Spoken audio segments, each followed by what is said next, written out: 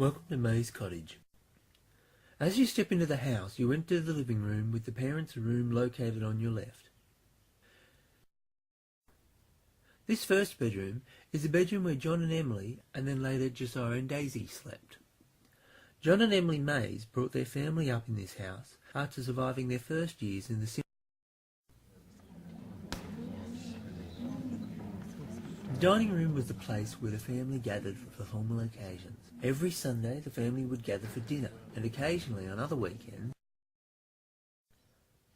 The room opposite the dining room was Evelyn and Jessie's bedroom, daughters of Josiah and Daisy.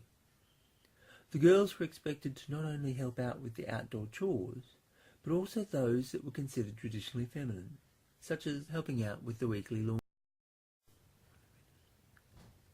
Originally unenclosed, the breezeway was used to join the kitchen to the main house.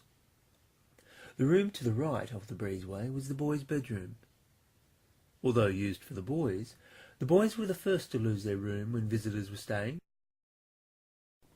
In order to limit the chance of a fire from taking the rest of the house, the kitchen was built separate from the house and was the real centre of the family's daily life. It was the kitchen, more so than any other room in the house, where Daisy and Emily, like most pioneering women, spent a great bulk of their time.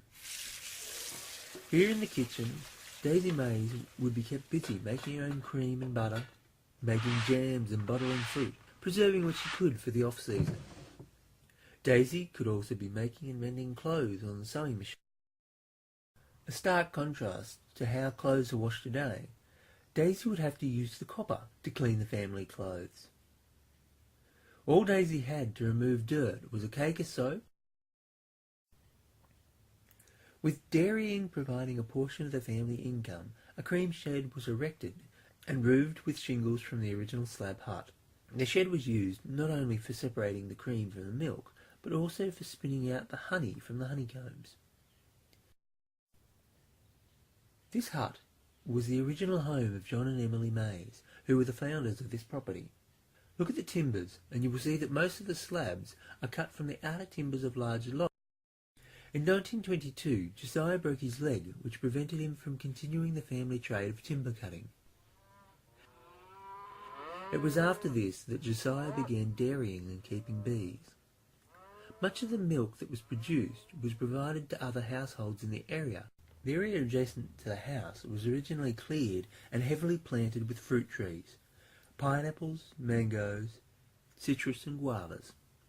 Some of these which still exist today. Once the trees matured, the family became one of the chief fruit suppliers to the Brisbane markets.